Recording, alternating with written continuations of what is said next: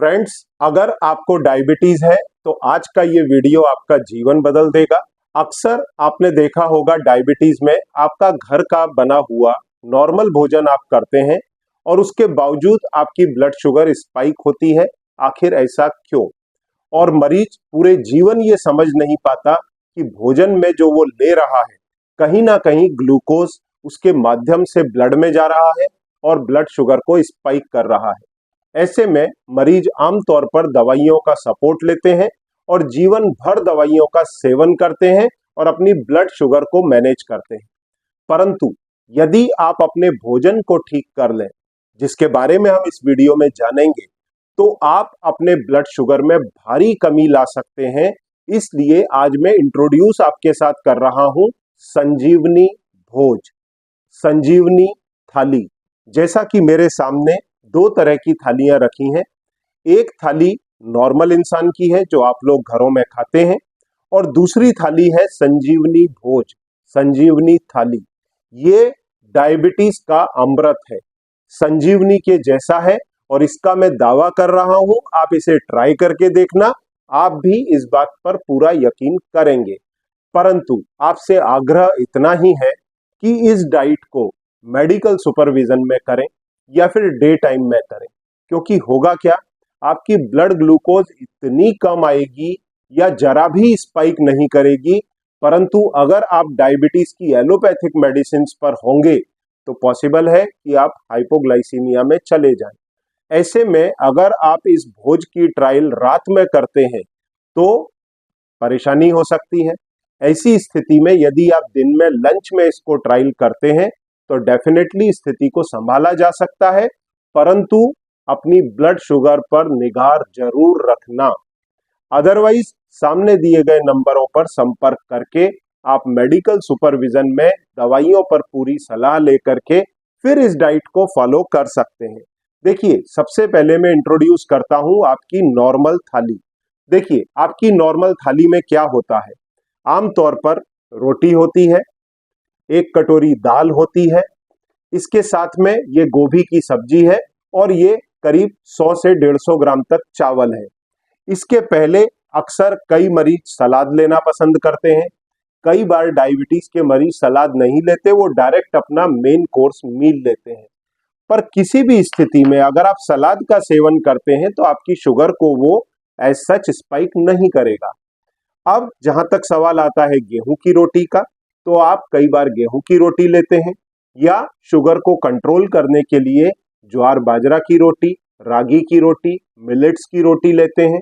आप कोई भी रोटी लें, मैं अक्सर आपको ये समझाता हूं कि एक रोटी में 4 चम्मच ग्लूकोज बनाने की क्षमता होती है। तो अगर गेहूं की आप 2 रोटी लेते हैं तो इसमें लगभग 4 + 4 8 चम्मच ग्लूकोज बनाने की क्षमता है। मतलब करीब 40 ग्राम ग्लूकोज इससे जनरेट होगा।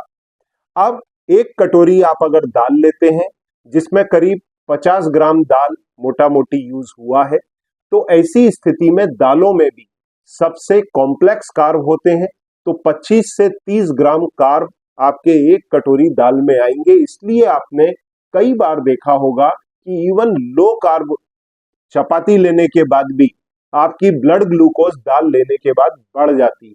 हालांकि ये कॉम्प्लेक्स कार्ब है, हम लोग भी अलाउ करते हैं। पर अब आज मैं एक ऐसी दाल भी आपके साथ इंट्रोड्यूस करूंगा उस संजीवनी थाली में, जिसे कितना भी आप खा लो आपकी ब्लड ग्लूकोज बढ़ेगी ही नहीं। तो 25 से 30 ग्राम कार्ब दाल में, 40 ग्राम आपके 2 चपाती में, फिर ये जो चावल रखा है 100 से 150 ग्राम, इसमें लगभग 30 से 35 ग्राम कार्बोहाइड्रेट आपको मिलेगा। इन तीनों चीजों का अगर टोटल कर दें और गोभी के भी थोड़े से कार्ब ऐड कर लें तो ये करीब करीब 90 से 100 ग्राम इस थाली के अंदर कार्बोहाइड्रेट है, जो आपकी ब्लड ग्लूकोज को रॉकेट करने के लिए काफी है। और आप क्या सोचेंगे कि मैं घर का बना हुआ सादा भोजन कर रहा हूं तो इसमें क्या ही ब्लड शुगर बढ़ जाएगी। और फिर जब ब्लड शुगर बढ़ती है तो फिर आप करते क्या है, दवाइयों का सेवन, और फिर वो लाइफ टाइम करते रहते हैं। अब इस लाइफ टाइम के दवाइयों के फेरे से आप बाहर आ सकते हैं और इसी डाइट को, जिसका मैं अभी जिक्र आपसे करने वाला हूं, उसे फॉलो करते हुए मेरे हजारों मरीजों ने न सिर्फ अपनी ब्लड ग्लूकोज को कंट्रोल किया, अपनी दवाइयां छोड़ी, इवन डायबिटीज का रेमिशन और रिवर्सल भी किया है। और इसके तमाम इंटरव्यूज मैंने मेरे चैनल पर डाले हैं, आप भी जाकर के उन्हें सुन सकते हैं। देखिए, संजीवनी थाली या संजीवनी भोज की शुरुआत करने के पहले आपको करीब 300 से 400 ग्राम सलाद लेना है। सलाद में आप गाजर, मूली, काकड़ी, पत्ता गोभी, इवन प्याज, ये सारी चीजें ले सकते हैं जो हम आम तौर पर सलाद के अंदर लेते हैं। तो 300 से 400 ग्राम सलाद खत्म करने के बाद में हम शुरू करेंगे अपनी मेन कोर्स थाली पर, जो हमने एकदम आइडेंटिकल बनाई है आपकी नॉर्मल थाली के। ये मैंने ली है वापस 2 चपाती। ये नॉर्मल गेहूं, ज्वार, बाजरा के आटे की नहीं है। ये चपाती है लो कार्ब आटे की, जिसका जीआई कम, लोड कम और कार्ब भी कम। कितना है कार्ब? 6 से 12 ग्राम पर 100 ग्राम। मतलब एक रोटी के अंदर 2 से 4 ग्राम कार्ब ही आएगा। तो अगर 2 रोटी आपने खाई तो कितना कार्बोहाइड्रेट आएगा? 4 से 8 ग्राम। अगर कीटो आटे की खाई तो 4 ग्राम आएगा 2 चपाती में। और वहीं अगर आपने लो कार्ब आटे की खाई तो इसमें मुश्किल से 8 ग्राम कार्ब आएगा। और इनके आटों के लिंक भी मैं नीचे डाल दूंगा अगर आप परचेज करना चाहें तो। और मैं मेरे असिस्टेंट को बोलूंगा कि इधर भी स्क्रीन पर दिखा दे। अदरवाइज अमेजोन पर कई प्रकार के लो कार्ब आटे अब उपलब्ध हैं। आप चाहें तो इनका सेवन करें या आप लो कार्ब आटे अमेजोन से मंगा सकते हैं, पर जो भी करें मेडिकल सुपरविजन में करें। फिर इसके बाद में दूसरा यहाँ पर मैंने राइस रखा है। ये आम सफेद राइस नहीं है, ये है कीटो किंग शिराताकी राइस।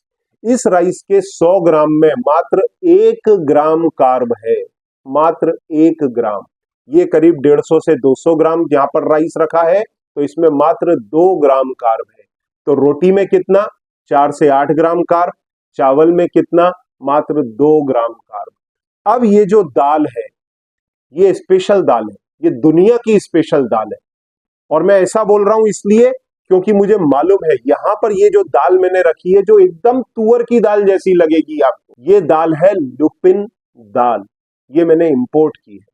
और इसमें कार्बोहाइड्रेट कितने हैं? 4 ग्राम 100 ग्राम में। और यहां 50 ग्राम दाल आइडेंटिकल हमने दूसरी दाल के बराबर यूज की, तो उसमें कितना कार्ब आएगा? 2 ग्राम। 8 और 2 10 और 2 12 और थोड़ा सा आपके गोभी की सब्जी में, तो लगभग 15 ग्राम, 12 से 15 ग्राम कार्बोहाइड्रेट में ये थाली पूरी हो गई।